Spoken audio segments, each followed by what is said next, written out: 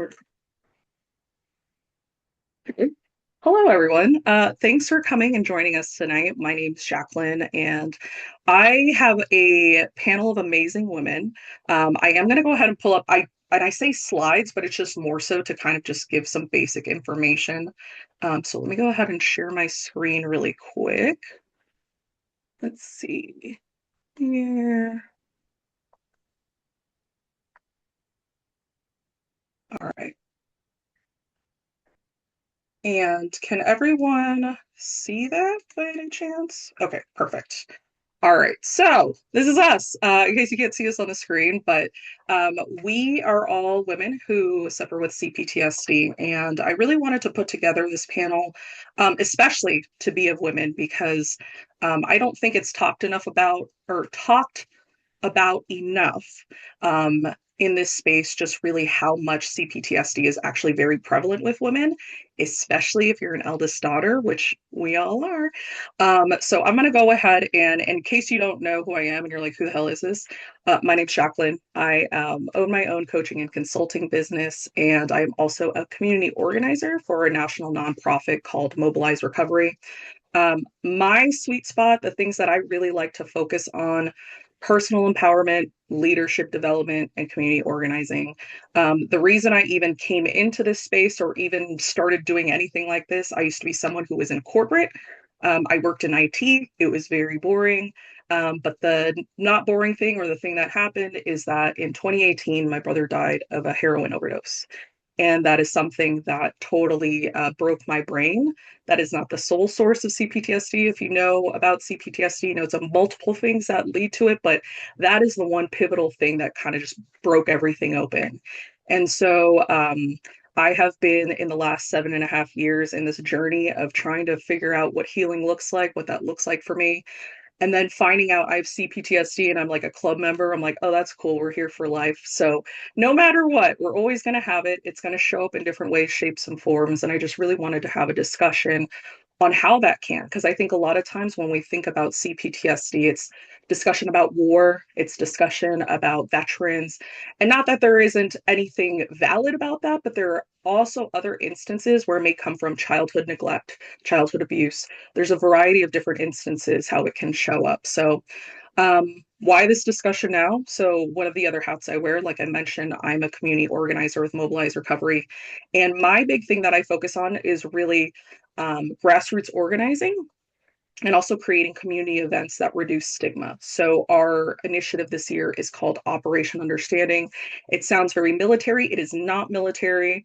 50 years ago, there was an event that happened on TV where a bunch of people who were recovering alcoholics, and back then, 50 years ago, no one was talking about that opening or openly.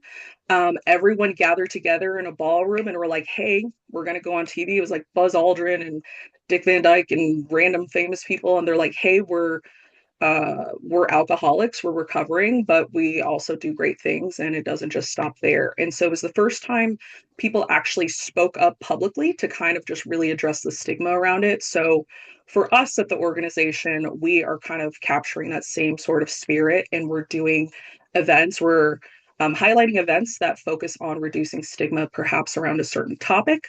And the work that I do is really focused around substance use and mental health. So that is what inspired this. And then I was like, oh, well, in case people don't know what CPTSD is, I should find like all these like, official definitions, blah, blah, blah, and find, medical journals. Or I found a video where ducks explain it. So I'm going to do that because that's a lot easier. So I'm going to show you this really quick.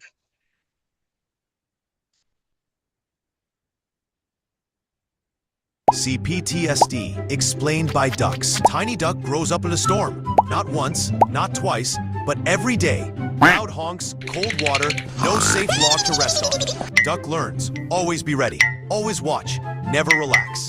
Now grown, pond is calm, but duck still flinches at sudden splashes. Still feels one wrong flap equals danger. Other ducks say, it's over, just move on. Ducks say, my feathers remember storms you never saw. Duck avoids, duck overthinks, duck shuts down, because the body still thinks the storm is here. This is complex PTSD, not just one bad honk, but years of quacks, too loud for a small duck. Wise Frog says, your pond can change. Safe ducks exist. One feather at a time. Duck nods. Tries resting without guilt. Tries trusting the quiet. Still healing, still growing, still a good duck.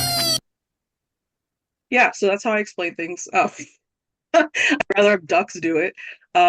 Because, again, when talking about stuff like this, it is very heavy. And a lot of people with CPTSD have definitely developed very dark humor. We're probably the funniest.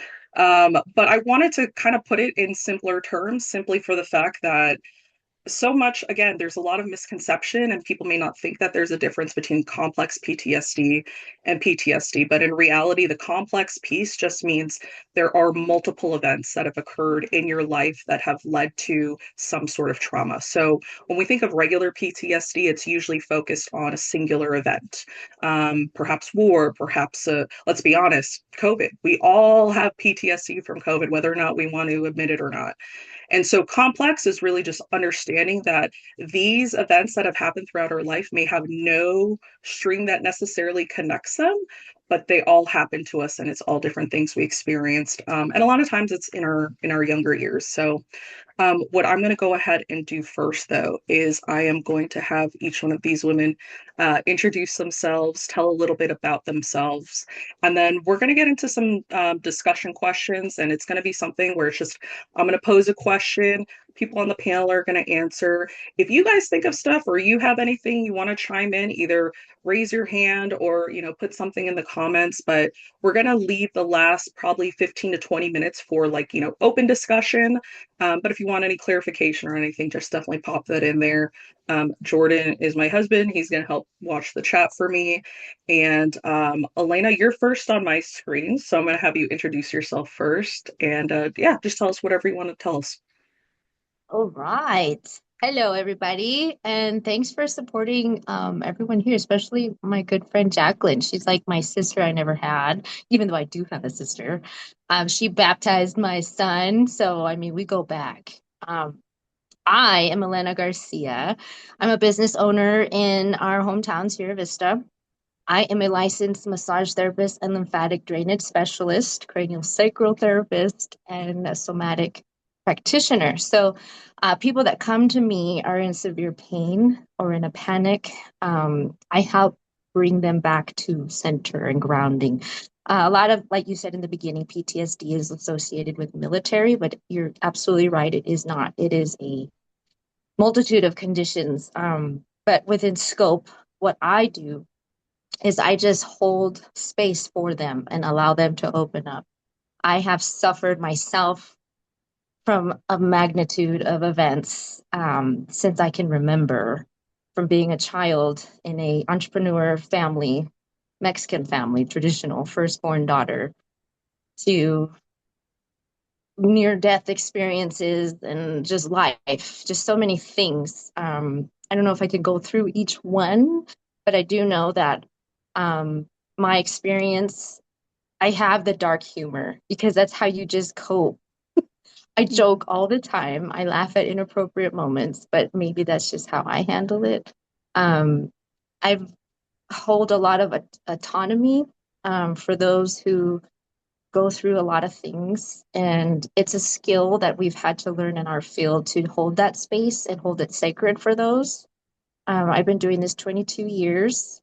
And every 2 years, you have to get continuing education. And I just had the last one was in May, was about PTSD and trauma. And I had amazing instructors, and I have it right in front of me of what it is and the acute stress disorder, uncomplicated disorders, comorbid, complex, all this stuff. Like you can go into it and deep down into the psychology of it and epidemiology of it all. But when it comes down to it, life is hard. And when you can find a community where you can all just come together and hold and understand and uplift each other through that dark storm, I think it makes the boat ride a little easier. I'm a mom. I have two boys. I'm divorced. I survived a very hard, narcissistic, abusive marriage since I was 19 to 2021, and I'm still getting through that. I think it's going to be 7 years, and I'm still with whiplash. But that's okay to be kind with yourself. I take care of my family restaurant. We've had it for 37 years. I've stepped away for a little bit because it's knowing boundaries is everything, right? Um, for the most part, I'm loving, I'm hilarious, I'm down to get down with whoever's around. And I'm just so thankful for this space right now. But if you have any questions, I think that's all I could say about myself. So, Awesome. Thank you. Abby, let's go with you next. Hi, everyone. I'm so grateful to be here. This is my jam, having these kind of conversations and breaking the stigma. So I'm Abby Teixeira, and I'm calling in from Treaty 6 territory on Turtle Island, also known as Edmonton, Alberta, Canada. I am a speaker, a published writer, author, trauma recovery guide, feminine leadership mentor, and a complex trauma survivor. I've also been in recovery from addiction for going to be 12 years this October. And that's something I'm very proud of for sure. I'm also a mama of four. I have four little ones, ages 7, 6, 4, and 2. So it's life is very intense. The work that I do is so I guide cycle breaking women and femmes, especially Black, Indigenous women of color.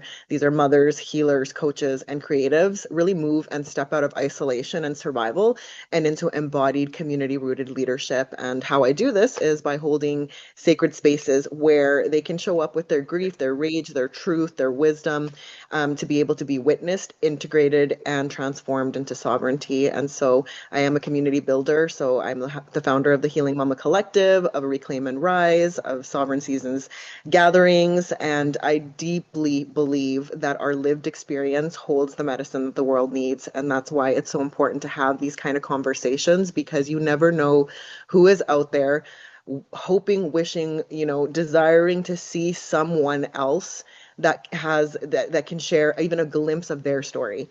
Like many of us survivors, um, we grew up thinking, like, I'll just speak in I grew up thinking I was the only one, right? Like it was only me who had gone through these things. No one else could possibly understand the things that I had gone through, because I come from a culture of silence, right? My parents are immigrants from El Salvador, lots and lots of intergenerational trauma, lots and lots, like addiction, abuse, poverty, war,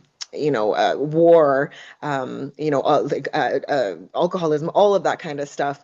And what keeps that all going is the cycle of silence. Because, what happens at home stays at home. You don't talk about it. You don't, acknowledge it. You don't address it. And that's how it gets passed down. And until it got to me. And so I'm the one in my family who has said, enough is enough. I'm done with the silence. Let's talk about this. And that has come at a really heavy price for me, unfortunately. And fortunately, because I also have the immense privilege of being able to guide others who have a very similar story. And I can look them in the eyes and say, I know exactly what you're going through. I've been there, I've been through that. And here's, take my hand, let's go to the other side of this. Right. And yeah, so it's really, really powerful to do this work, and be able to give somebody a glimmer of hope that healing is possible. It's messy as hell. I'm not gonna sugarcoat it, but it is possible. And we can really, really create some significant impact in the world by using our voice and sharing about our lived experience, and truly becomes medicine to somebody else that is deeply desiring that, so that they know that they're not alone. And so I'm really excited to dive in, and thank you so much for having me. Yeah, thank you, Abby. And Tammy. Hi, everyone. I am really excited about being here. I'm grateful. Thank you so much. To be around strong women is something that's really big for me. So, a little bit about myself. I was a drug addict for 18 years, and I've been clean since 2015. I work with women as a somatic mind body coach, author, and I created a program called Breathe and Jam. I do a lot of stuff when it comes to the nervous system, because for many of us, we're constantly in a place of people pleasing, overgiving, undervaluing ourselves, and there's a lot of unlearning to do. And The unlearning will rock your world. It will. But it's great to be in communities where there's women that are supporting other women. I am also the author of The Good Girl Unlearning, Let Her Rest, and my audiobook, Your Self-Love Romance Starts Here With You, because that's what I truly believe. If it wasn't for myself learning how to love myself without guilt, I don't think that I would be here. Yeah.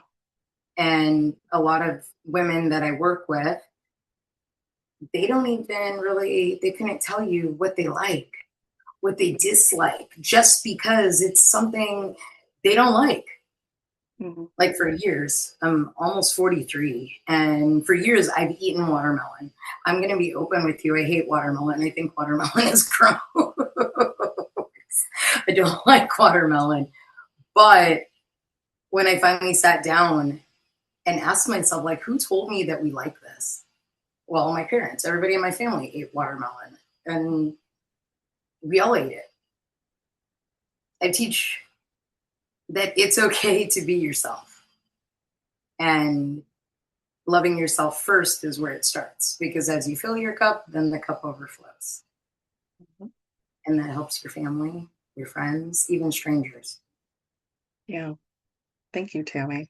And what I really love is that all of us are in some sort of space where we want to help others out.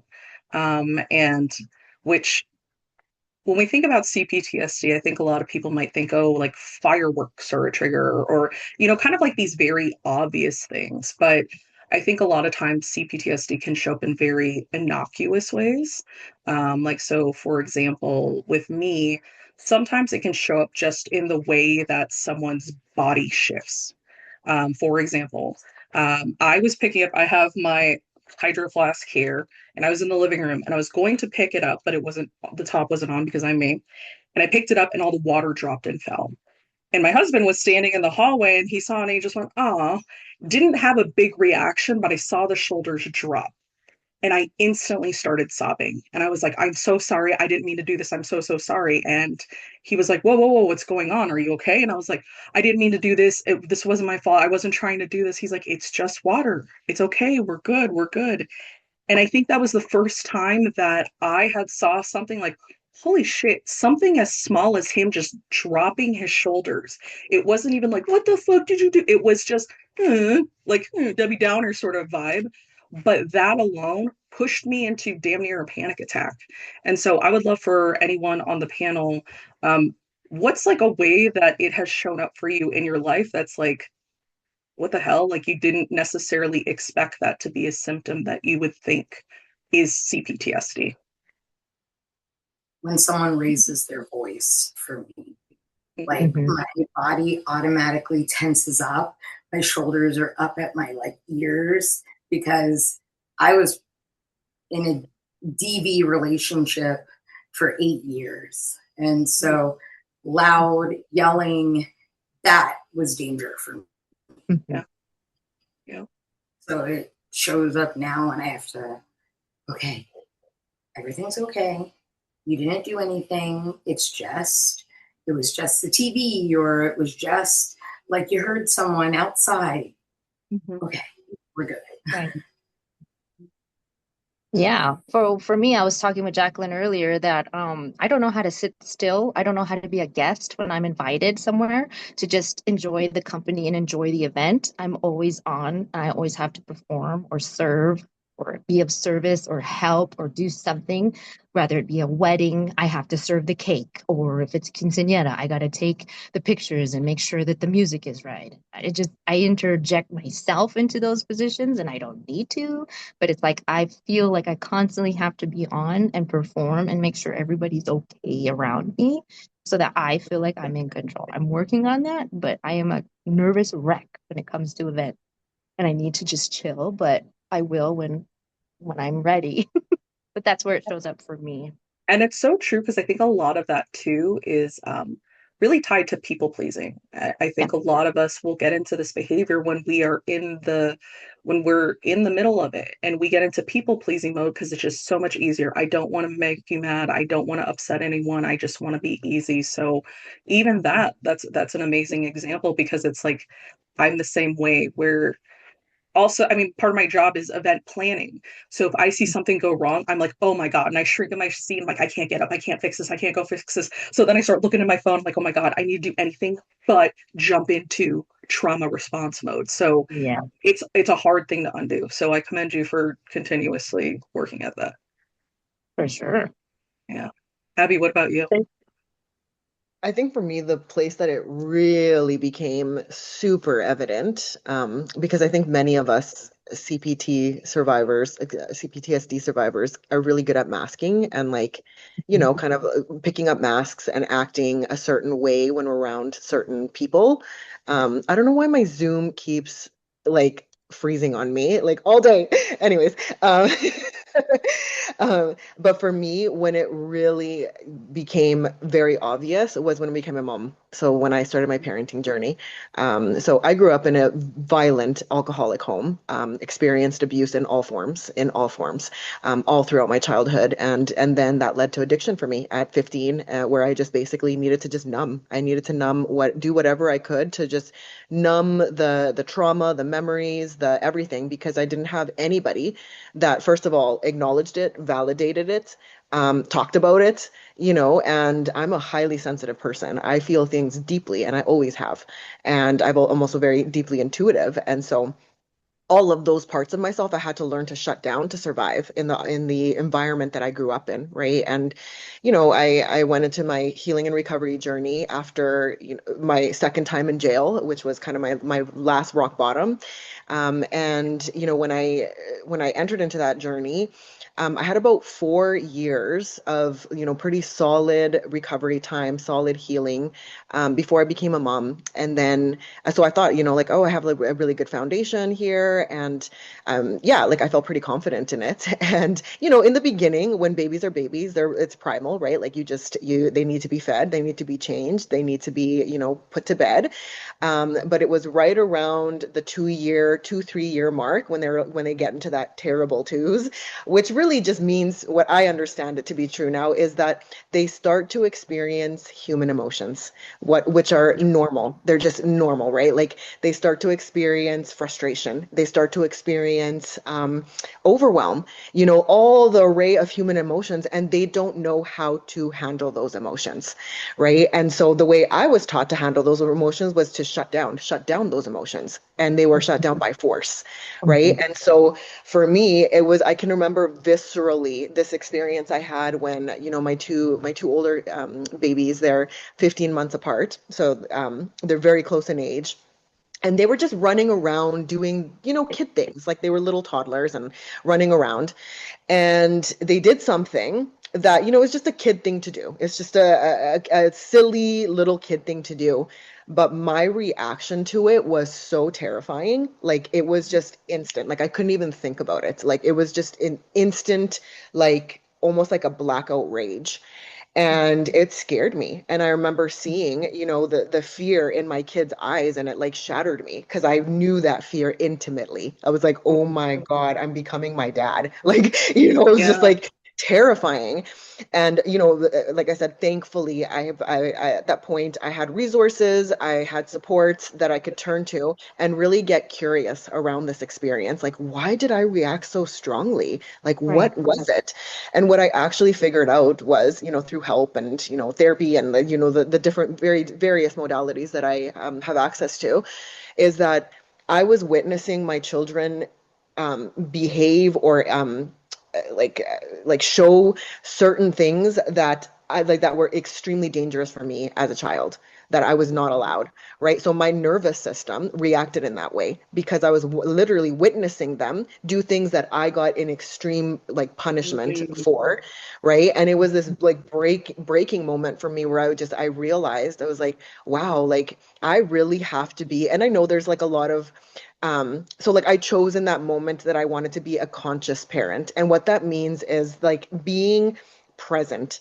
Because when I'm not present and I'm in like zombie mode, or I'm just like going through the motions, or I'm distracted, my default settings are trauma. Like my default settings are like those reactions, not responses, right? And so I had to really learn how to be present when I'm around them, because so that that way I can actually think before I react, and I can, kind of like teach myself how to like self-soothe even, right? And like the cool thing about it is that, like I mentioned, I'm a cycle breaker in my family, and I'm doing things differently, way differently than than what was done for me. And with my kids, they know that in our home, all emotions are welcome. All emotions. There are no emotions that are not allowed. There are no emotions that are bad or good. All emotions are just emotions, right? And so I always talk about, my 6-year-old son, his favorite emotion is anger. Like he loves anger. Like, Right, when good. when his little brother comes and breaks his Lego build, like he goes into instant rage, like instant rage, right? And in the beginning, that was terrifying for me, because anger wasn't something that I even thought to like play around with until literally my adult life, like a few years ago, where I knew I was very emotional. I was very like, I would cry a lot. Like that was like my tears were always like my go-to. But to be angry, no way. That the only person that was allowed to be angry in my home was my dad. He was the only one, right? And so my kids have taught me so much about like self-regulation, co-regulation, and I name things when I'm around them, right? Like I'll say like mommy's feeling very overwhelmed right now. And then I tell them what I'm going to do about that overwhelm. I just need a couple of minutes. I'm going to go outside. I'm going to take a couple of deep breaths, right? And they're like, "Can I come?" I'm like, "No, I need alone time." you know? And like, and then I show them. And like, what's cool about this is that kids are just such sponges. It's a cool thing, and it's also devastating, because I was a sponge, and unfortunately I absorbed like, terrible things, right? And so I catch them now self-regulating, like I catch my daughter in her room, tapping. She'll do EFT tapping if she's like anxious, and that kind of a thing. But yeah, that really for me, that's when I was like, wow, this is the CPTSD for sure, where our nervous system is hardwired for these reactions, right? And sometimes we don't have control over it. Like I felt like I had no control over it. And so I had to find ways and methods to be able to navigate this so that I wasn't dangerous, to my kids. Because if I didn't, then I would just be repeating the same things. And so yeah, that's been the area that has been the greatest lesson. It continues to be the greatest lesson for me in how it shows up in my life, and that I can't just um allow for myself to just not address it. Like I have to be very conscious of it, and recognize it, and then face it, and then do something about it, so that that I can break that cycle. Yeah. And it's such a great thing that you bring up in the sense of like once you started parenting, because also some of us may just go through our life like living in the way that we know because that's all that we know. And it's not until we start doing a new phase in our life, new job, new relate, whatever it might be, and then this stuff may start to come out that you didn't realize. Mhm. Like I had mentioned that my brother died from an overdose, which opened up everything. And at first, when I started going to therapy, I'd never gone to therapy before, but I started with grief counseling because in my head, I'm like, all right, how do we wrap this up? Is this like a 3 to 6 month thing? Is this, because in my head, I'm like, I don't want to feel these feelings. I've been numb for a very long time.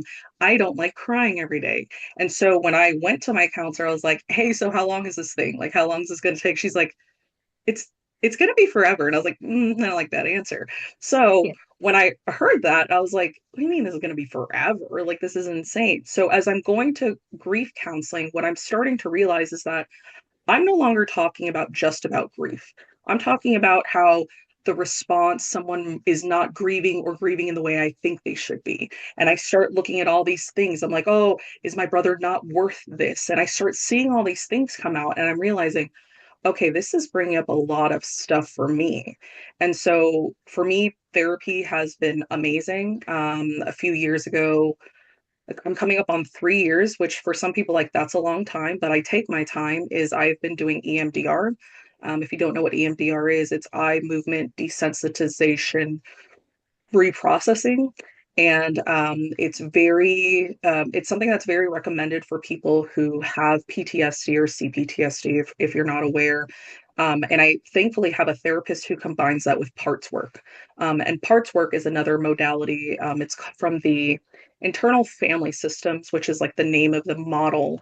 And parts work has been the number one thing that has really helped me identify where certain feelings are coming from, simply for the fact that the focus in parts work is identifying that we all have different parts to ourselves, not like multiple personality disorder, but there's different versions of us that come out in certain situations. So as a child, I was always a sensitive kid. I cried all the time. When I got Mario for the first time and he died and all the lives were gone, and it was like, do, do, do, do, I sobbed and I was like, I killed him. I killed the guy. And my dad's like, no, no, no, reset, trying to like, I was scared of King Kong on the VHS cover with his red eyes. So he would take white out and cover the eyes because I was so scared. So I was a very sensitive kid. And it wasn't until in high school, late in high school, and in college, I started dating someone that was very abusive. And what I found was that my crying, my pleading, egged him on. He enjoyed it.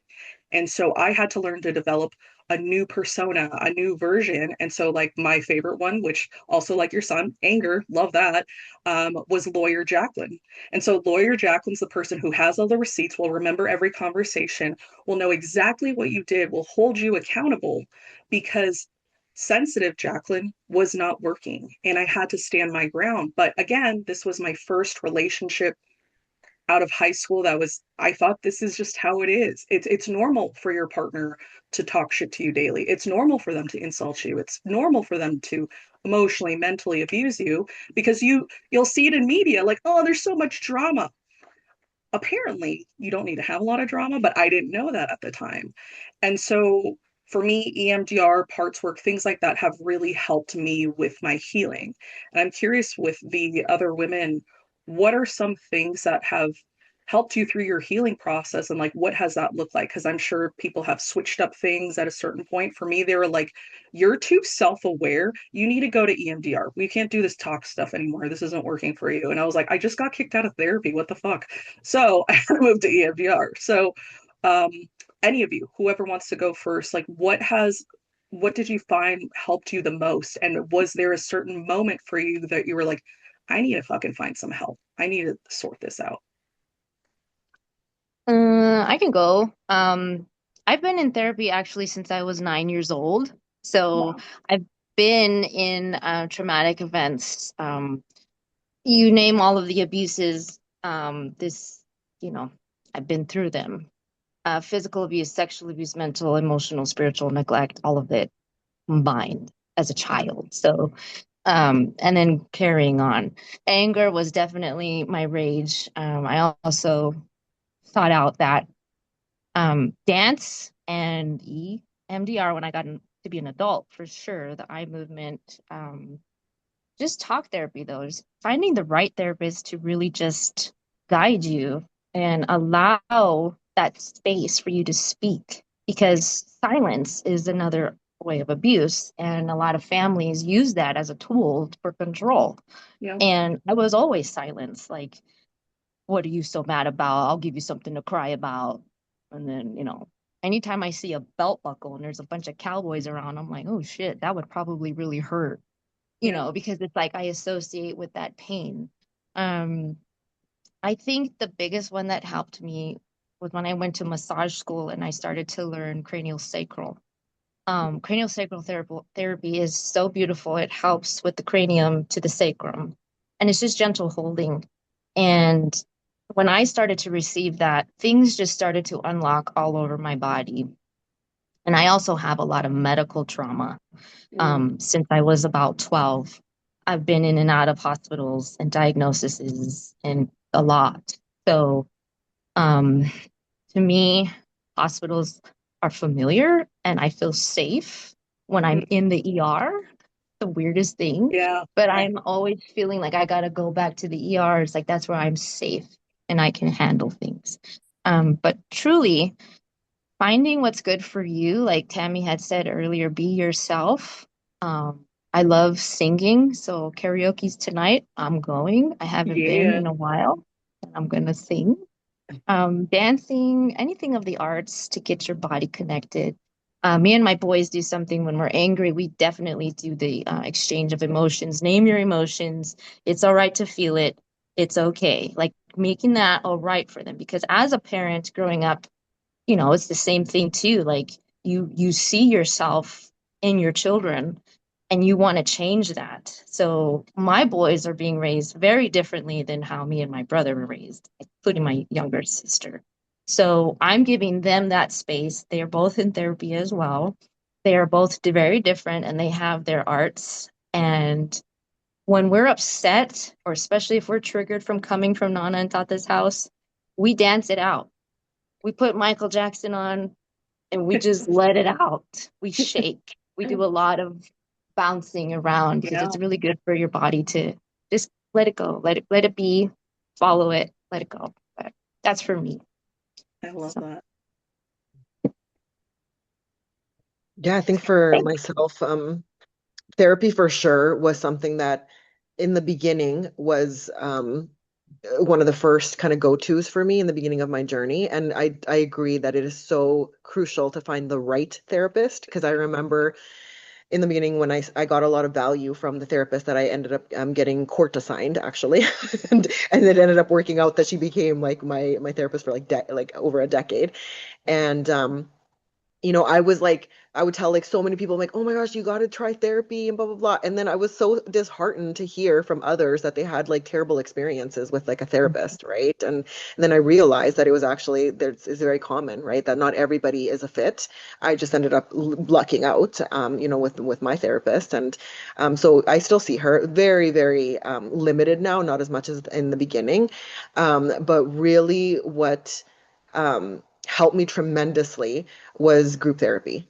So I can remember early on in my journey, probably a year or two or so, I found out there was going to be this like intimate group therapy for adult survivors of childhood abuse, and so it was very like targeted, right? And I was like, okay, that's me. And so there was like an application process that you had to go through because obviously the topic and all of that kind of stuff, and yeah, I got into that group, and so it was like I think like 8 of us.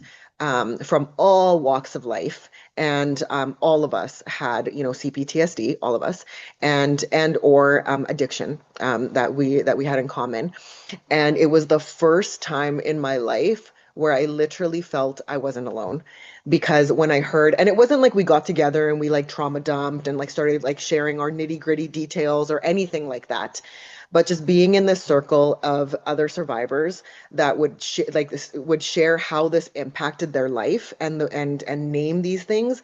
I was just so blown away by that because, like I mentioned, growing up, I thought I was the only one. I was like, no one could ever, and I had so much shame around it because it was like, no one could ever understand what I've gone through because, like, I'm the only one that's gone through this, kind of thing.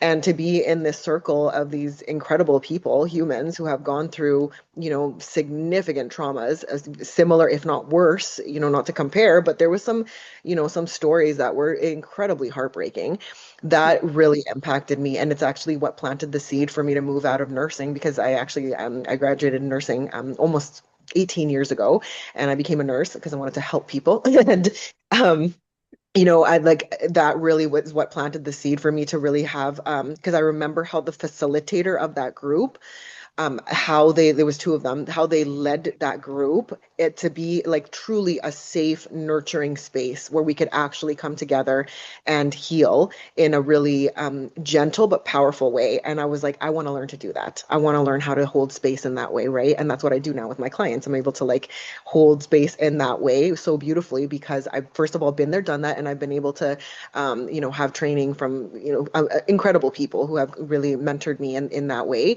But more recently, probably in the last 2, 3 years, what has helped me tremendously has been ancestral work. So like ancestral healing, just really connecting and reconnecting with my ancestors and, kind of like the spiritual world, and then the earth-based modalities that come with that. So I've been on a medicine woman path for coming up on I want to say 2 years. And what that means is that I'm being initiated into the ways in which our ancestors used to heal, right? So this is in community, this is with a ceremony, this is with earth, like plants, like earth, nature, all of that kind of stuff.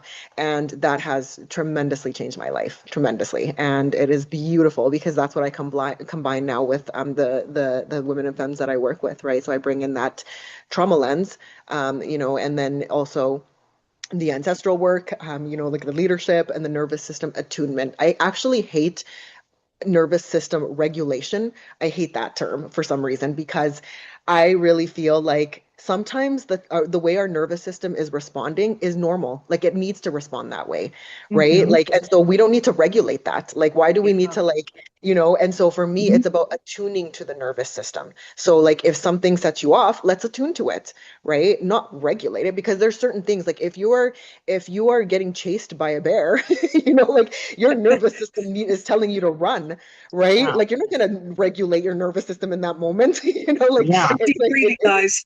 exactly, exactly, And so, those modalities, but I've tried lots of things. I've done EMDR, I've also done parts work, which I also love. There's so many things out there. And for me, I've done 12-step recovery as well for the addiction portion of my journey. That has helped me as well. So there's been a lot of things. And the key thing for me has been that I've always had a willingness. I've always had a willingness to try things. If somebody suggests something, I'm like, let me try it. Let me give it a go, Yes. and I've learned a lot through that because some things have been, not a fit. And so I know now, and other things are incredible. And I'm grateful that I've been open to kind of trying these new ways of knowing, being, doing, right? Yeah. And they're part of my toolkit that I now so gratefully am able to, use. And the other thing too is writing. Writing is a big thing. Speaking, healing out loud, that's all my journey. So like Yeah. I'm a Right. verbal processor.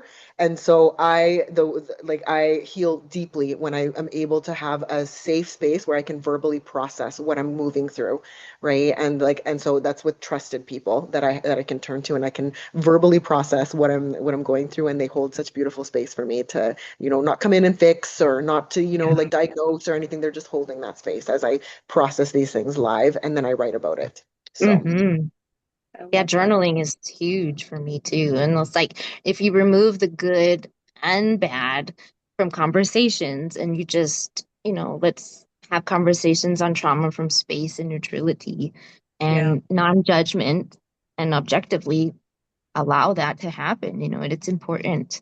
And I think there's such a movement in all of this. And it's so wonderful to be introduced to you, Abby, because like this is incredible work and it's needed and you're on your way and you're going to be moving mountains for sure.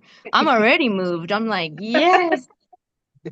So another thing too I saw in the chat is about faith and qigong and knowing inside and um through all the things that I've seen and witnessed and gone through, definitely at my core belief is my faith and that's what's kept me rooted but also afloat. Hmm. So that's huge, and respect to everybody's faith based what they want and choose. But for me, that was pivotal. Near death experiences more than 4 times, literally. It changes you, it shakes you. You don't know. You get cancer diagnosis. I've had 12 surgeries. I have alopecia. So it's like everyone's like, "How are you?" And I'm like, "You don't want to know." So when people say, "How are you?" I'm like, fine. And I am though, because I choose that. So choice is everything as well, but holding space for yourself and being kind to yourself through these things, because our brains are different. When you Yeah. have a traumatic brain, you're already on the F words. There's 5 F words. There's fight, flight, fawn, feign, fib, and I forget the other one. Maybe there's freeze, 6. freeze. Freeze, Yeah. Breathe. for sure. So the more we learn, the more we talk about these things and come together. It's awesome. We heal and we're healing others too. So I love that. right Yeah. on. What about you? What has helped you? Because I've known, and I also want to say that I've known these women in different parts of my life, different seasons, versions of me. They've all seen different versions. And Abby is the most recent season that I've met her in, but it is hearing all of you speak and hearing you all talk about your healing. I just want to like reflect like how nice it is that we all know what each other went through. And I think that's one thing I really want to highlight too, is that if you do ever get to a point where you start to feel like you want to advocate or speak up about your story, one thing that I learned, and there are other people here probably have learned this as well, is that storytelling isn't necessarily about, okay, let's give all the gory details to convince someone this was really bad. And I think a lot of times we get stuck in this zone where we have to trauma dump because guess what? Mhm. They don't believe survivors. And so we're going to go ahead and give all the details. And one thing I want to say is that for anyone that is speaking just about their trauma or anything like that, one thing I learned is to talk about things that are scars and not wounds. And so if something is still an open wound, if you were to start talking about it, it's like throwing salt in it. Like that's not going to help you heal. And sometimes you just need that to sit. So when we talk about a scar and what that is like, it's tougher than the skin before. So it can hold up to more. And so I always want to emphasize that, especially as we're having these panels. And if for whatever reason you get inspired, you're like, hey, I want to talk about this. Just know you don't have to trauma dump on everyone to convince everyone. I think we have been gaslit as a society to think that we need to give every evidence of proof. And I think we've all seen you could do that and they still won't believe you. So hold your boundaries and hold your peace and don't feel like you have to dump all that. So Tammy, I'm so sorry. I just want to get on my soapbox. Let me give it back to you. Dude, you know, I'm all about getting on the soapbox, man. Because I think that that's that moment that you truly are feeling all of it. You know what I mean? It doesn't come out bad. It doesn't come out good. It just comes out naturally. And it's just like, I don't know. I find it to be powerful. So, um, but for myself, the first time I ever went to therapy was 33. And Mhm. that was at the holistic rehab that I went to. You know, I grew up in a culture that, like, we don't go to therapy, we keep everything to ourselves. Did it happen? Okay, it happened. So get over it. Don't cry about it. Don't get angry. Shove all that stuff down, you know? But I learned in therapy that feel it, just feel it. So now, you know, it's a lot easier. It's so cool to be able to say, you know what? I'm really mad Yeah. Yeah. because it was something I never got to say, or I'm sad, or I'm feeling grief, I'm feeling overwhelmed.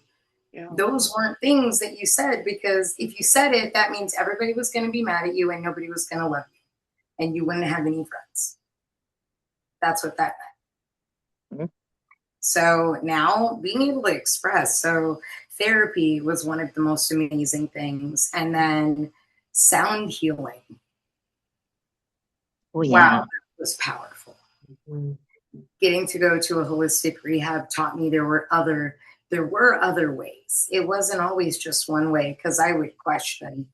I was one of those people that questioned everything. Well, why? Why is there only one way? But it was just really powerful. So I do love the meditation, and I love, you know, doing transcendental meditation because it's quiet and I can let the thoughts roll in and just acknowledge them and then move on, you Mhm. know? Or if I need to stay in that, then I stay in whatever comes up. I feel it. I write about it. I talk about it. So it's just those beautiful things. I love my therapist. He's the coolest guy ever. Jeremy is so cool. And I get to teach my nieces and nephews that it's okay to feel.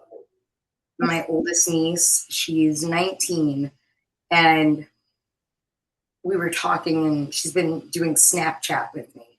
And she's like, I'm like, so why do you message me so much?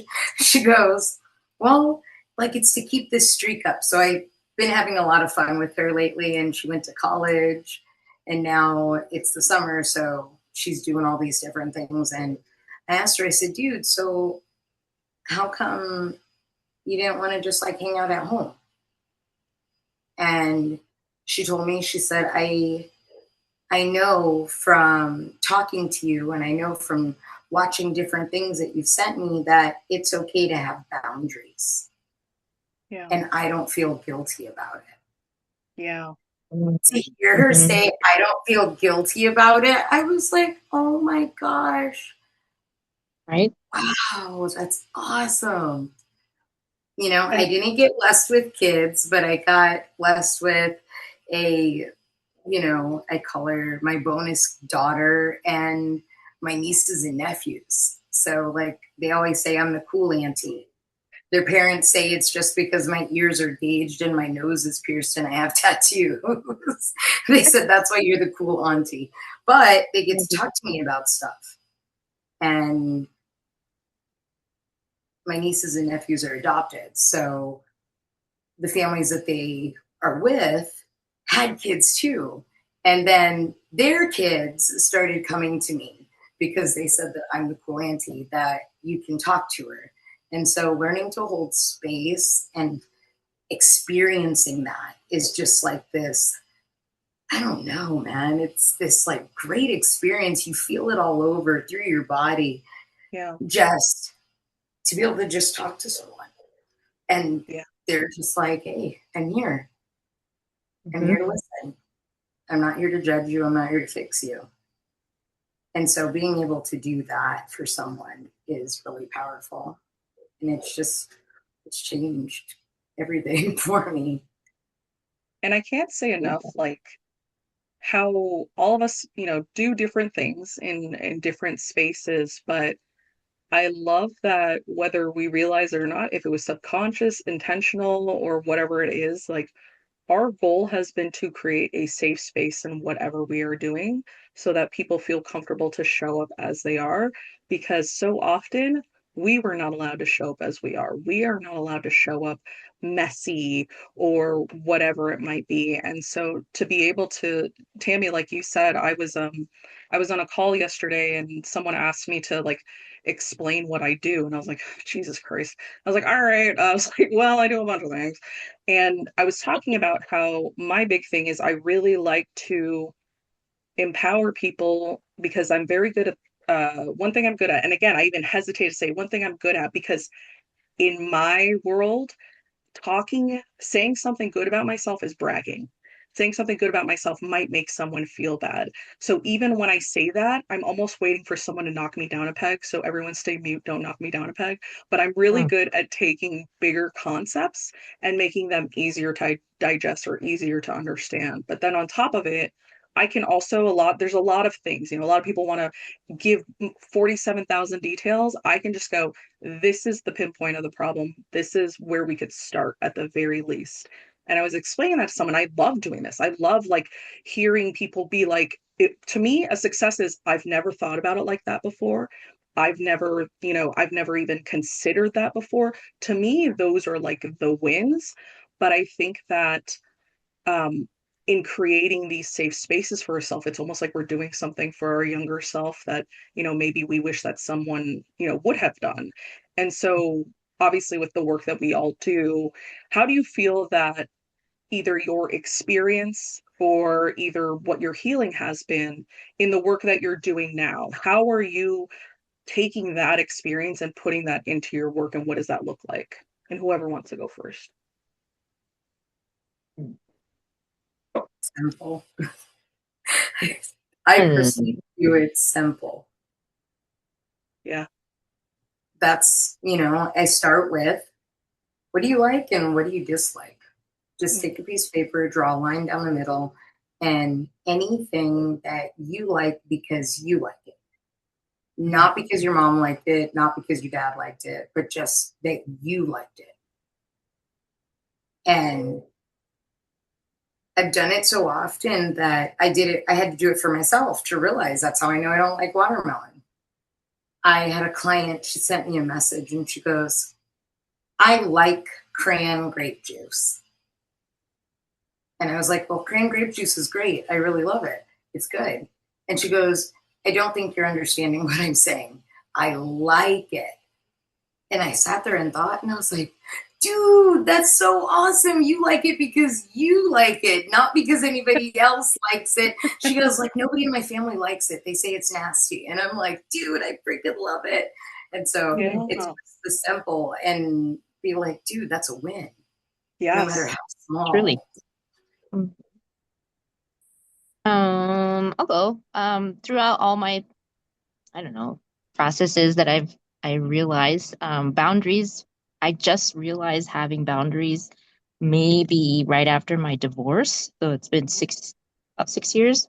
But just in the last 3 years, I really honed in on boundaries and not negating or not like deflecting and not escaping, but truly having that healthy boundary to say, not right now, not never, but not right now. Or I am not, this is no longer serving me. I have to leave instead of making an excuse or just fawning over it. Be like, well, they didn't really mean it. Well, I can stay a little longer. Like I immediately act, I feel it, stop it.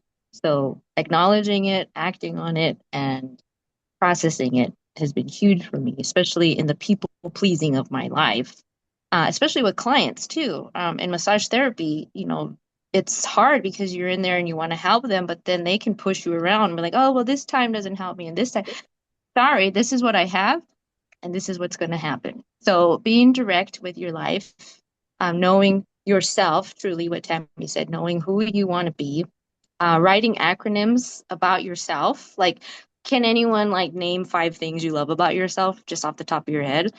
Probably not, because we're all kind of like, ah. But if you really do that, make it an acronym and then each word from that, grow from it, and then do another 3 words from that, you really have that self-discovery and you really I learn to love that. love yourself. Love yourself. It's a journey to yourself and it's going to be forever, just like grief. It is forever, but we Yeah. make space for it and not don't let anybody tell you when to put it down. Mm-hmm. Allow yourself to speak up and say thank you, but no thank you. And it's all right. You don't have to be nice. You can be Mm, respectful, you can be kind, but you don't need to be nice to anyone, especially in your healing journey. And knowing that I have a voice now more than ever, just like with Jacqueline, you have feelings. And I love seeing that you're able to express those feelings because our friendship has gone for over 2 decades more. mhm. And we'll have another discussion about our partners and how, man, that's going to be another one, right? Um, but yeah, just knowing who you are, like Tammy says, to hold in and it's okay and acceptance is beautiful. I suffer with body dysmorphia because I used to be 340 pounds. Mm, I was near death, a lot of things. I lost the weight. But now I'm not as healthy as I was before when I was heavier. So I have all mm, these other issues now. And it's like my family is always teeter-tottering.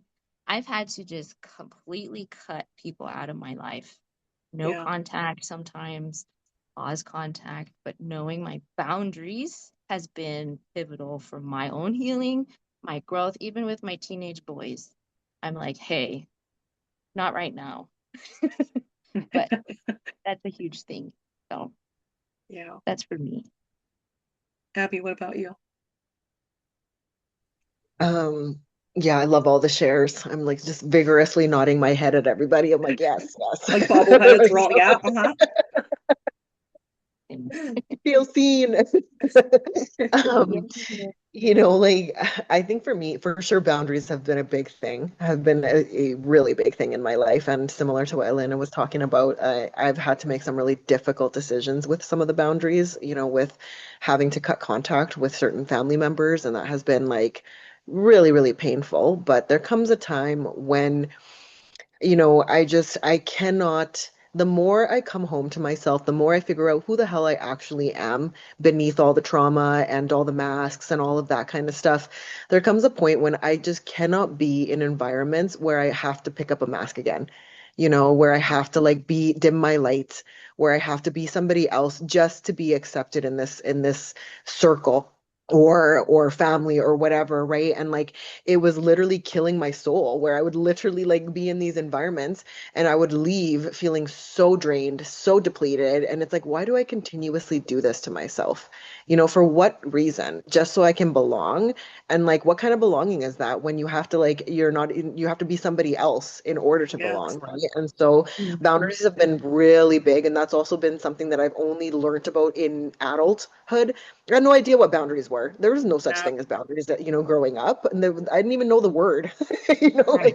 and so like, it was like, what's boundaries, and sure enough, like they say, the only ones that get upset with you for creating boundaries are the ones that were taking advantage of you when you didn't have them. And that Hmm. has been that has been time and time again proven to me, where it's the people that give me pushback. It's like, oh, it's because you've been taking advantage of the fact that I didn't have those boundaries before, right? Yep. And so that has been a big thing. And I think the another thing that I speak on a lot is just the value and the necessity of self-compassion, to like be so kind and compassionate towards ourselves as we do this work, because nobody gave us a guidebook. Nobody has, like we're doing the thing, Yep. very messy, but it's um yeah, like it's just so I lo lost my train of thoughts, and my ADHD is coming through. Yep, we're good. When that happens, when It's two like thoughts come, whatever. yeah, when two thoughts come across at the same time, I'm like, oh my God, I don't know, and then I lose them both. But yeah, like, I was, what I was gonna say, actually, it just came back, was that, I think it was with you, Jack. I was like having a conversation with you the other day, and how like the awareness of realizing that I had so much compassion for everyone around me, including my abusers, and none for myself.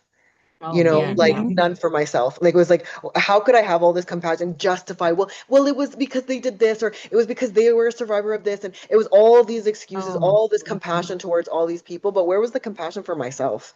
Yep. Instead of beating Yep. myself up about things all the time, right? And so now, and that has been a lot of like parts work and also inner child work, a lot of which, also to me, inner child work is shadow work, right? Facing the shadows, the dark parts of ourselves that we don't want to look at, right? With so much tender compassion. That's the only way that we can actually safely face those parts of ourselves.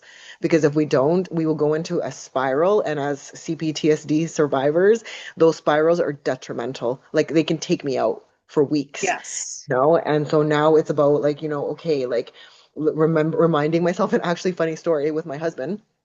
He's my safe person. We've been together for 18 years, and I can, like, when I need to break down, he's the one that is there, that I can just like my kids, when we go and pick them up at grandma and grandpa's, like they just go crazy as soon as we walk in the door, and they're like, the grandparents are like, they were normal before you got here, blah blah blah. And it's because we're there where they're safe people, so they know that they can just be Wow. wild right in front of us. Wow.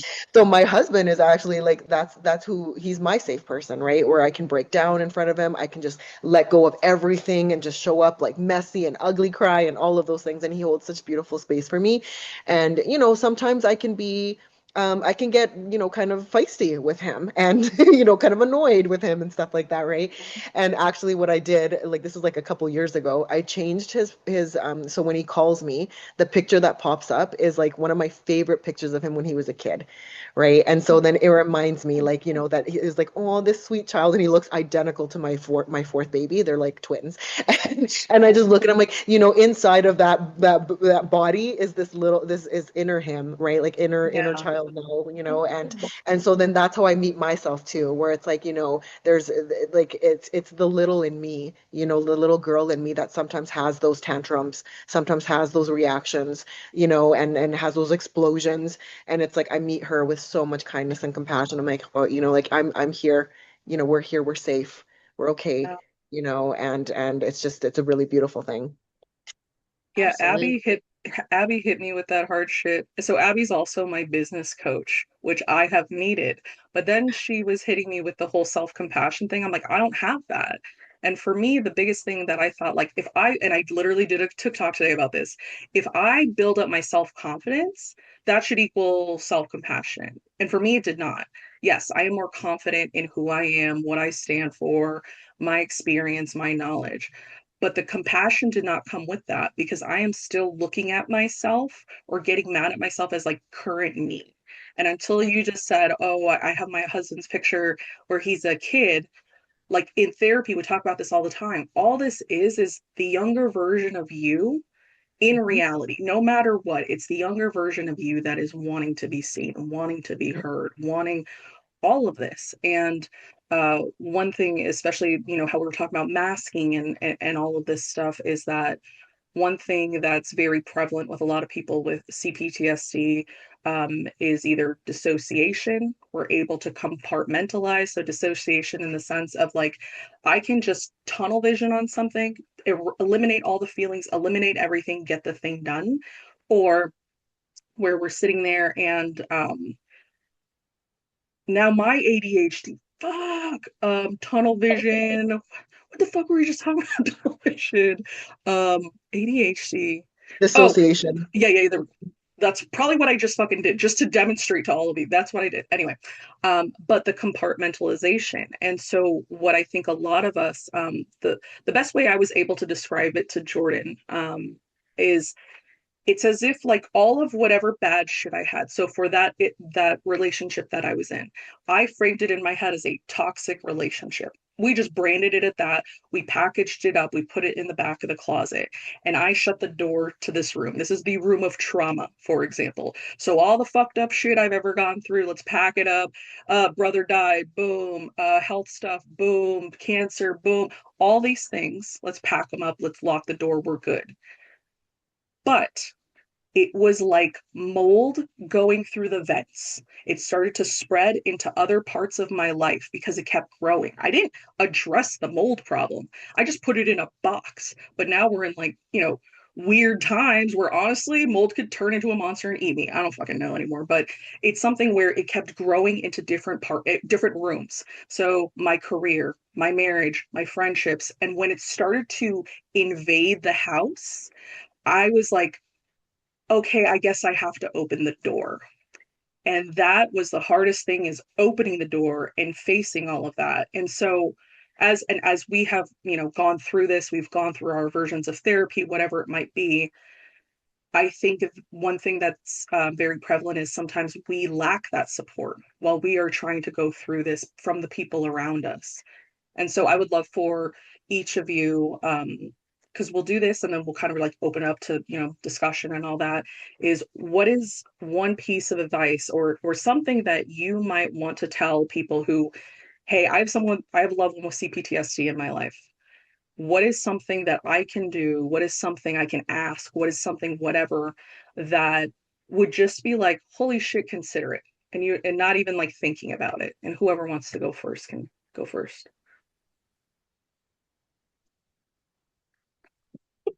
I know, Elena, I'm like, Ding ding. Okay, I'll go first. I love going first. I was always that kid in the front of the class, yep. and I always got the award to shut up because I kept talking. And I was like, and I was always that why person and that why kid, like why, but why?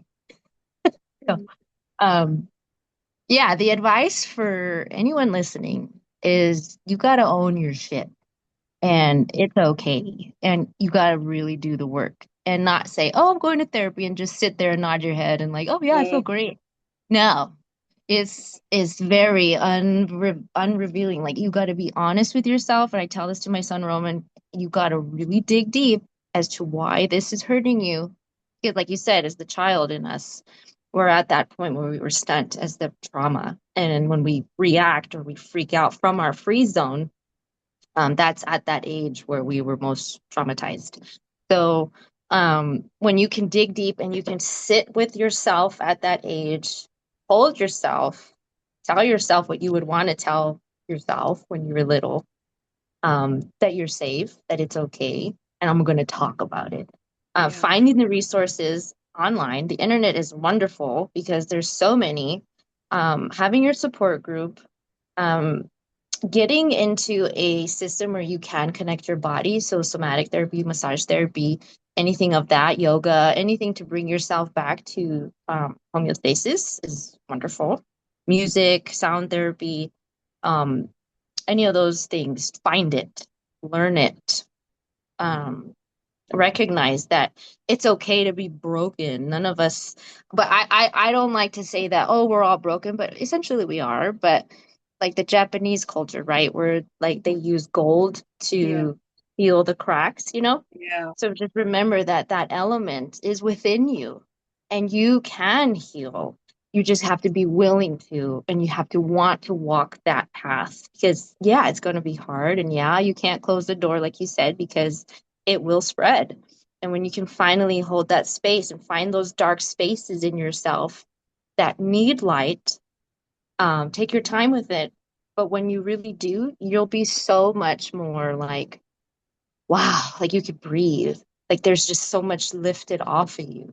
Hmm. And you sleep better because a lot of us have insomnia. Um, there's just, you see the world, the colors of the world. Like in that the Disney movie Pocahontas, the colors of the world. Like that's totally We how I literally feel just watched after. that 2 days ago. Oh, I love it. Like I'm in this stage where I feel like I'm the willow speaking to people because I'm like la la la la la, totally in my space. And I love that I've created this space for women to come to me, Yeah. for people that are hurting, that you are in my little bubble and it's all right. And it's going to get ugly. You're going to cry. You're going to feel. You're going to shake. You're going to feel the things.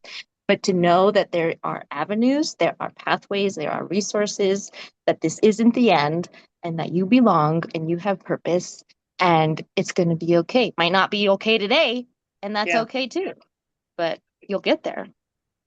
Yeah. So, Abby yeah. or Tam. Yeah, I think back to like when I grew up and like growing up and the many ways that I was failed by all the adults around me and, the system even, the hospital visits that didn't lead to further inquiry as to why I was so injured, like these kind of things, right? And oftentimes like and I gave a talk about this actually a few years ago where instead of asking, because people would be like, what's wrong with her? Like, what's wrong with her? Like it was like, because I was like that kid at school, like fighting in the back of the school at the end of like after school, like getting suspended, just like, trying to like, yeah, just trying to release all the stuff that I had inside in like these inappropriate ways, right? But Yeah. never once did anyone ask me, instead of asking what's wrong with you, did no one ask what happened to you? Right. Mhm.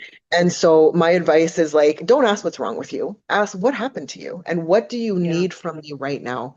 Right. Because compassion and curiosity will take you much further than judgment ever will. And trust me, I was judged all my life, Hmm. for all the wrong reasons. Right. And then understanding, I think this is so important with people who, as survivors with complex PTSD, is understanding that a lot of the behaviors that you see are adaptations. They're not character flaws. These are ways in which we learn to survive, right? And so what might look like overreacting, shutting down, people pleasing, anger, perfectionism, or even difficulty trusting other people, they began as survival strategies for a lot of us, right? So approaching that person with curiosity, patience, and compassion rather than just assuming, right? Rather Yes. than just assumptions. And so remembering that you're often meeting someone's survival responses, not really their true character. And so leading with compassion always, right? And the last thing is that people with CPTSD don't need you to fix them.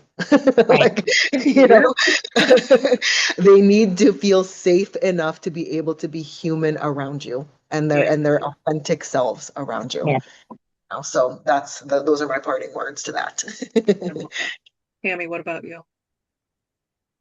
Be yourself. Like I'm with everyone else. Be yourself and know that it's okay to not be okay. It's okay to feel it. And it's okay to give that feeling a name. Yeah. Yeah. You don't have to hold everything in anymore. And that's why I refer to it as the good girl unlearning. The good girl is an archetype that Mhm. was developed when we felt unsafe. Yep. Mhm. Yeah. It was the one that protected us, you Yeah. know? So I feel like I used to worry so much. My biggest fear was, what if they think that you talk too much? Or what if they think that what you're saying is stupid? You know they're going to think what you're saying is stupid. You're going to see the look on their face. Mm. And, you know, I finally got to a space to where, what if, what if they're constipated and that's the look on the face? You know, like what if something, what if something, you know, went wrong in their day to day? Maybe Yeah. that's why they look the way that they look, you know? And I started saying, hey, okay, I need to give this to me first. And then you can give what you have. If you don't have it, you can't really give it. You don't know what it's going to Mhm. feel. You don't know what it feels like Right. because we've blocked it off for so long. Right. But I say, be yourself and know that it's okay. All of it. Yeah. All of it's okay. And it's okay to look at it and name it and all the things.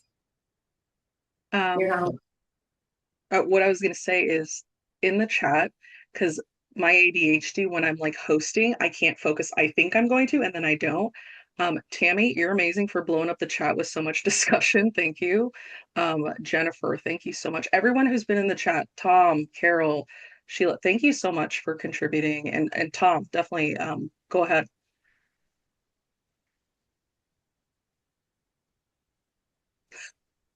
You're on mute, Tom.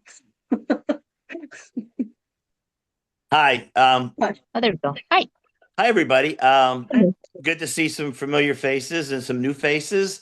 Um, this came at a perfect time for me. I was recently diagnosed with a bunch of stuff, but at the top of that list was C-PTSD, Mm, which I didn't really understand what it meant until I did some digging and I pulled something out that really meant something to me. It's repeated emotional, mental, or um, it was repeated emotional and mental lack of love, right? And Mhm. I had to live with that as a kid from a very early age through a broken marriage. And my coping mechanism was to be the performer, Mhm. mm, right? So from an early age, it was like, go dance like Elvis, go play your drums. Um, as I got older, that became harder and harder. yeah. So that mask became more and more difficult to maintain. So that sent me into some dangerous behavior involving drugs and alcohol because that would let me be the person that wore that mask. That Mhm. wasn't me good enough. I wasn't good enough as myself. I had to be somebody else. Um, that self-compassion piece, I mean, you guys hit so many things that I'm just starting to work on now. Um, connecting to the body, digging deep, do the work. But I think what Tammy said is, what if they think blank? I became so obsessed with what other people thought of me that I lost myself. Yeah. And it Yeah. led to a complete break at the beginning of this year. And I reached out to Jacqueline and a few friends to help me get back to find myself. Um, and Yeah. I started over.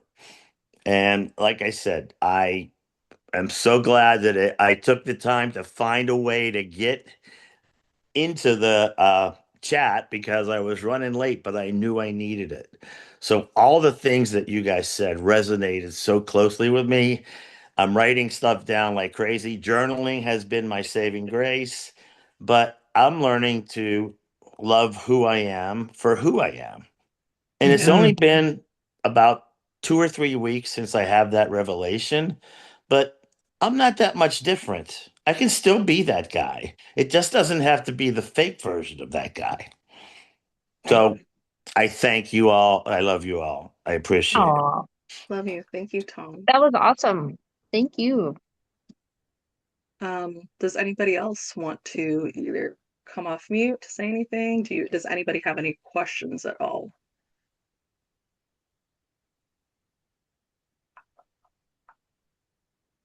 I think it's been awesome. Yeah.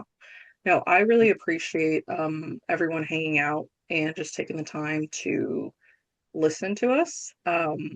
For us, people don't usually stop to listen to us, and Uh-uh. or we have to pay them to our therapists. So Right. I appreciate all of you coming here for free and hanging out with us. But um, I think one thing I wanted to just point out is that for the rest of this year, like I had mentioned with my one of my hats with Mobilize, I'm planning to do more of these online sort of things. Again, I know primarily people when they think of recovery they think substance use. My jam's mental health, so I'm always going to be that person because I'm also someone who I'm not in recovery. I am a person who uses drugs, I use cannabis, I use alcohol, and so I think that's also makes me weird to people. They're like, what do you mean you tell people it's okay to be abstinent? I'm like, because I know that's not what works for me, but it works for them. So like if you can get to a place where you don't feel like I need to press my beliefs on you and I need to do all this and I'm not going to judge you, like yeah, you can be that person that's the weird Venn diagram of things that doesn't make sense, but that's what we are. So I'm going to continue to do this. I'm going to drop in the chat if anyone is curious and wants to sign up, because what I'm starting to do is like email people, going back to the old days, emailing people when stuff's coming up, any events are coming up. So if you want to add your email in there, I'm not going to pirate it just because you signed up. So I will just get your consent if you want to get some updates. But if anybody else, any of the women, please drop your websites, your all the things in the chat. I'm very big on we need to self-promote because we are not very good at it. So I force everyone to do it because I hate it. So anything in the chat, please drop that. And if anybody, does anybody have any questions, comments, anything else? Ooh, ooh, ooh. I do. I do. Oh, me. Yeah. Am I up? Yeah. Go You're ahead. up. Is Tammy, are you my Tammy? Are you my Monday Tammy? I am. Okay, Yes, I I am. couldn't imagine that there were two Tammy Barwicks. Jack, Tammy is in our Monday mental health group, and I'd love Oh, for us to get together because I see a very powerful yeah. connection there. Yeah, Oh, So, for sure. good. we're growing, baby. I actually put the information for our ministry in the chat, Oh, which cool. Okay. includes like a copy of our flyer. So if anybody's in the area Yeah. near Bethlehem, Allentown, Easton, Phillipsburg, you're welcome to join us any Monday. Yeah, I and love And that. everything's free. please don't take the word ministry literally. I did say that it doesn't mean you have to have a Right. denomination or even a faith belief. It's welcome to Yes. all. It's And inclusive. it's and I will tell you that that group had been my first dip of my toe back into my world of advocacy because it was people that I felt something with. And I will continue support those people that mean the most to me. And Jack, you know you're one of them. But anybody in this group, we're doing some awesome work out of the out of our church, but you don't have to be a part of any church. And our plan is to keep going. Yeah. That's awesome. Yeah. So 100%. Yeah. who knew, right? I love that. I love that you happen Small to meet world. each other on here unknowingly. And I haven't seen you in ages, kid. Where you been? Who, me? Yeah.